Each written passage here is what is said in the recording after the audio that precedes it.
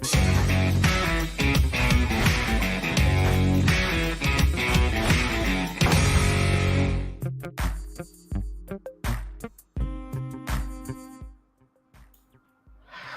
of June 2022. Today we're going live on the Josh Tan Show. Yes, we're starting a bit early, and today we have two key important topics I'd like to share with you. The first, since you're tuning in a bit early, is regarding my recent trip to Melaka. I guess it represents what to look out for if you're traveling also to Malaysia in the coming weeks ahead, because now it's school holidays, correct? And the second, which I'll be touching a bit more with you, is about the topic of wealth. I went to this trip to Melaka because I wanted to spend quality time with family, and it relates a bit to wealth because time is finite. You either spend it in office or you spend it with family. But first things first, the light-hearted topic, which is the recent trip to Melaka. This is my first overseas trip with my family because borders have been closed, and to do flights with PCR, I think that's not easy for any family with young kids. But now we can all travel across the border, and I think many in the north have already gone into JB. But I'd like to share with you some observations. The first is that Melaka malls are seeing poor occupancy. Melaka is a town that benefits a lot when there is a lot of tourism. And through these 2 years, a lot of shops have closed already. And I believe that also is similar to what is being shown in JB. I went to Bukit Indah also a couple of weeks back, and also realized that about 30% of shops have been closed. So the key message is, if you are going to Malaysia or Melaka also, do bring along Malaysian ringgit that has changed from Singapore.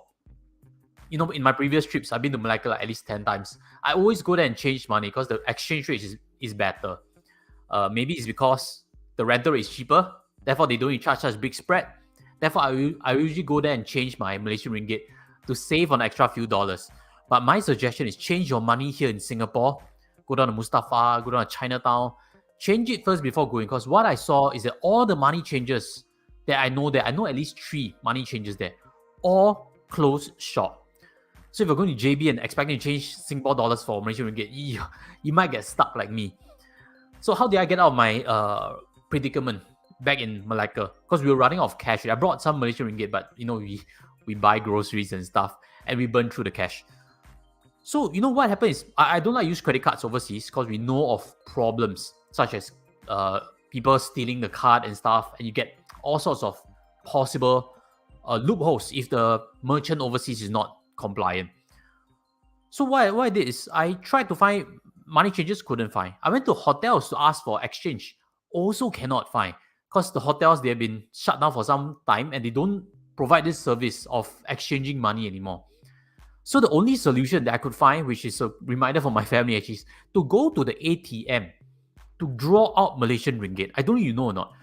In your ATM card, you see the logo behind for POSB, DBS, OCBC, and UOB. You realize that there's a plus logo, which means you can go overseas, if you have activated the card already, to draw out in their local currency. So I actually found an OCBC ATM in Melaka, and thankfully I managed to draw like 500-600 worth of ringgit to pump petrol and finish up whatever shopping that we need to do. So do always remember, the money changer part in Malaysia, and in particular Melaka, is very bad. They are still recovering from tourism. Now, also to share with you, it's getting crowded. North-South Expressway is getting crowded. I believe Malaysia is doing a lot of internal tourism also. So, do factor in more time. The places such as restaurants, those that are famous, are getting really packed. That's what I observed. And we haven't even factored in China tourists, because right now China is having a releasing of COVID, correct? But the China tourists are not down yet. Malaysia's internal tourism is really fueling all the famous places to be crowded already. So if you're going there, do factor in more time. Now, since I'm on this pod, let me know any questions you have, just in case you're traveling up. And I also have a few blog articles to share with you. Within my website, DSU Parent, you can check out my latest discussion on my sharing of my 3-day, 2-night trip to Melaka, just in case you're going there also. I kind of know many of the hotels there. I've been there more than 10 times. And I even have a dedicated food review website called holidaytriptoday.blogspot.com. That is where I've actually left certain impressions of the famous restaurants that I've tried before in Melaka with my 10 plus trips up there. So with that, let me pivot to a second topic, which is very surprising because I love Melaka, correct? So, being someone in money and finance, I also looked at the property over there. if you go to the malls, they always have those standees where they try to sell foreigners even. Why not buy a dream vacation home? And this is one that I'd like to show you. This is a very outstanding project called Silverscape Luxury Residences. Faces the sea, unblocked view. Right there, you would see that it's high-rise and very iconic.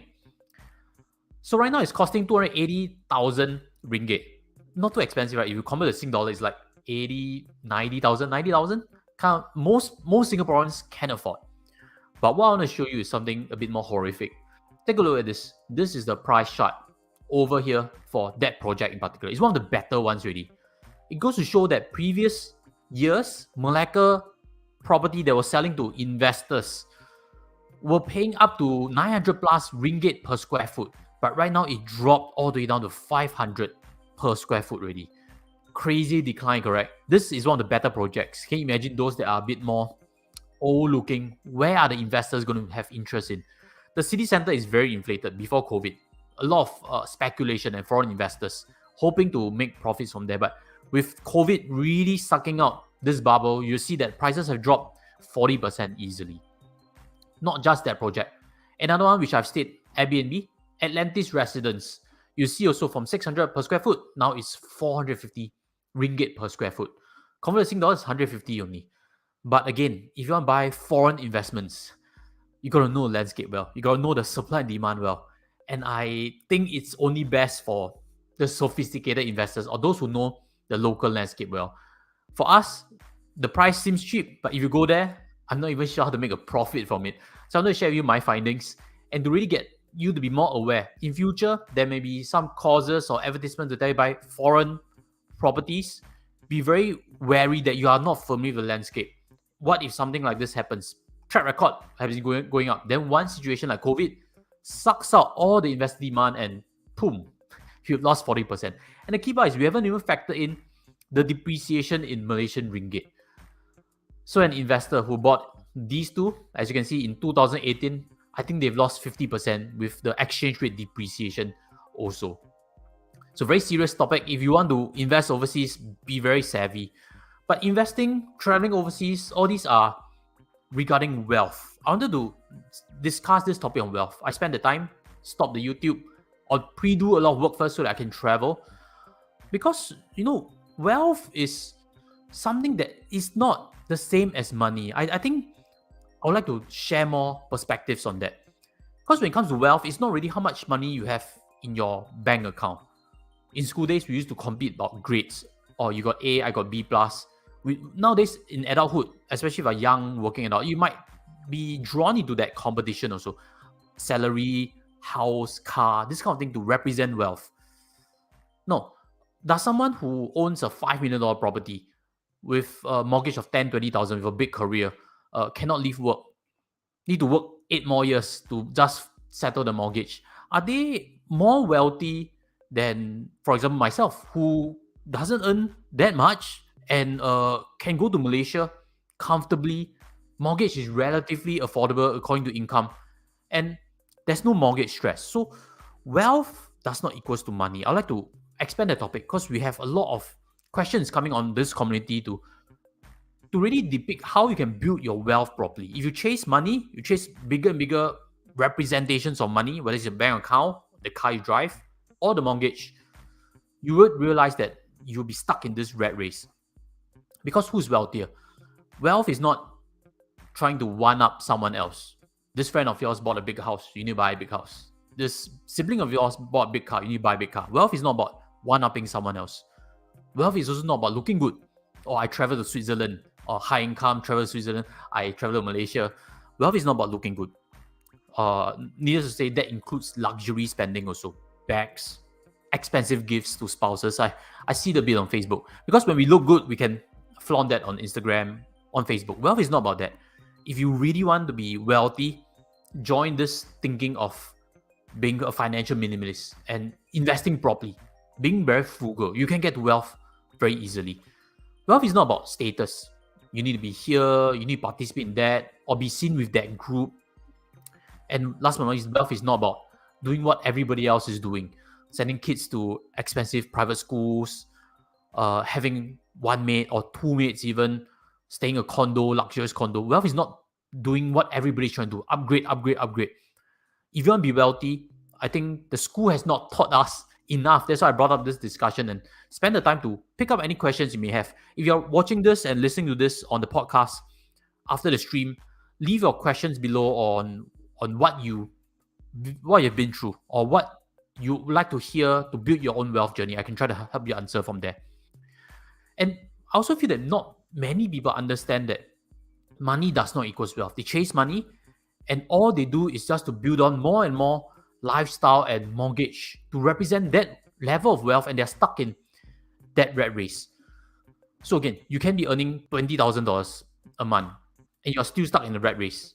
Not that we are saying that you shouldn't try to work hard and grow your income, but conversely, if you're earning $2,000 a month, you have enough passive income sources, you could be out of the rat race already. This is something about wealth that school doesn't teach. This is something of wealth that once you understand the freedom it brings you, you can go for trips, slow down the work, stop the work. That is something that is a lot more meaningful. In a subsequent week, if you are keen to hear more financial topics, I'll be touching on a case whereby someone who is in his age 45 is having this wealth problem because he has made his car, he's stuck financially. So if you're keen, smash or subscribe, watch in for next week's podcast. And as always, if you have your own story that you want me to pull up as a case study for everybody, leave your questions to my email, which I'll leave in the summary sections below.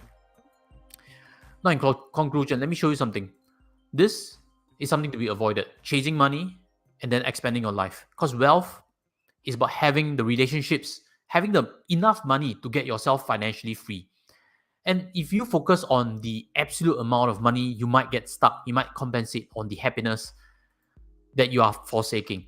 So that's the important message I want to share with you. I've been to a holiday. I think it's very fresh. It's very close to heart right now, spending the important time. And if you are looking for a trip, spend amazing time, fully focus in the moment, and have a great holiday too.